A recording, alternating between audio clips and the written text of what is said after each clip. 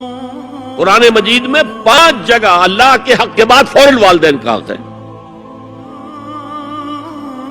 وَقَضَىٰ رَبُّكَ أَلَّا تَعْبُدُوا إِلَّا إِيَّاهُ وَبِالْوَالِدَيْنِ إِحْسَانًا. تیرے رب نے فیصلہ کر دیا ہے کہ اس کے سوا کسی کی بندگی نہیں کرو گے اور والدین کے ساتھ نیک سلوک کرو گے. اللہ کے حکم کے بعد، اللہ کے حق کے بعد والدین کا حق ہے. سورہ لقمان میں انشکر لی ولوالدیک، شکر ادا کرو میرا بھی اور اپنے والدین کا بھی.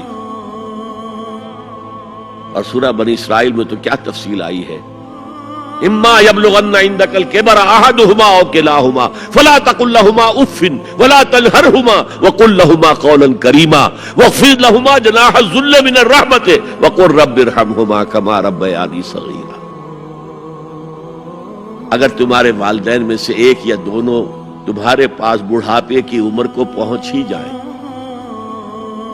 انہیں کبھی اف تک نہ کہنا، دل نہ توڑنا ان کا، چھاتی چوڑی کر کے بات نہ کرنا، ان سے کندھے جھکا کر بات کرنا، ادب سے گفتگو کرنا. قل لہما قولا کریما واخفض لہما جناح الذل من الرحمہ، اپنے کندھوں کو جھکا کر رکھنا. اور پھر کہنا، اللہ سے دعا کرنا، رب ارحمہما کما ربیانی صغیرا، پروردگار میرے ان والدین پر رحم فرمائیو جیسے کہ انہوں نے مجھے پالا تھا جبکہ میں چھوٹا سا تھا. تو خاندان کے نظام کو مستحکم کرنے کے لیے 3 ڈائمنشنز ہیں. جیسے ایک کمرہ ہے، چوڑائی ہے، لمبائی ہے، اونچائی ہے. پہلے تو شوہر اور بیوی کے درمیان بانڈ آف لو. اب یہ شوہر اور بیوی پیرنٹس بن گئے ہیں، والدین بن گئے، اولاد آ گئی. سیکنڈ ڈائمنشن ایڈ ہو گئی، ادب، عزت. اور بہن بھائی ہے، اخوت، جس کو کہ وہ کہہ رہا ہے جی ویلز بھی، فریٹرنٹی.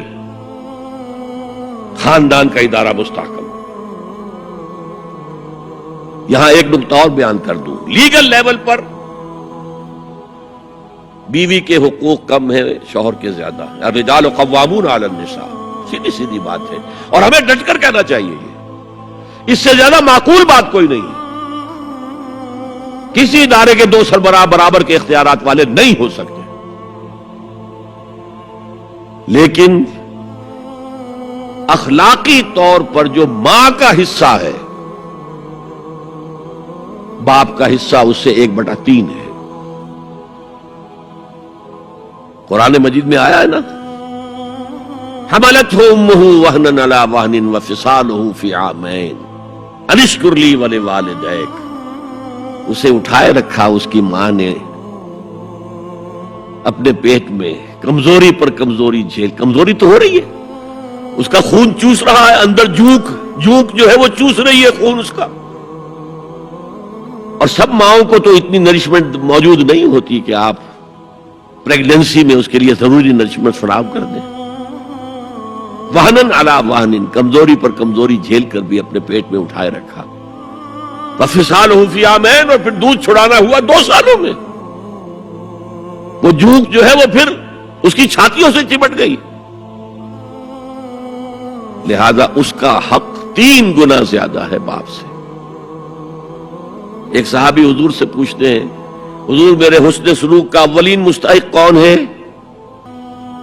فرمایا تمہاری والدہ. پھر پوچھا ان کے بعد کون؟ پھر کہا تمہاری والدہ.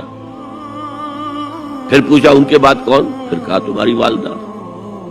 پھر پوچھا ان کے بعد کون؟ تو کہا تمہارے والد. 3 درجے. اور یہ جو فرمایا الجنت تحت اقدام الامہات، جنت تو ماؤں کے قدموں تلے ہے، یہ باپ کے بارے میں تو نہیں فرمایا. یہ ہے ایکویشن، بیلنس. اسلام قسط کی بات کرتا ہے، انصاف کی بات نہیں کرتا. انصاف تو یہ کہ آدھی روٹی ادھر دے دو، آدھی ادھر دے دو. انصاف ہے، یہ اچھی چیز ہے. یہ قسط یہ ہے کہ بوجھ اٹھانا ہے تو جو زیادہ قوی ہے اس کو زیادہ بوجھ دو اٹھائے، اور جو کمزور ہے اسے کم بوجھ دو. یہ قسط ہے. تو اسلام نے عورتوں پر ذمہ داریاں کم رکھی، ان کے اختیارات کم رکھے، لیکن اولاد پر حق ماں کا 3 درجے فائق رکھنا.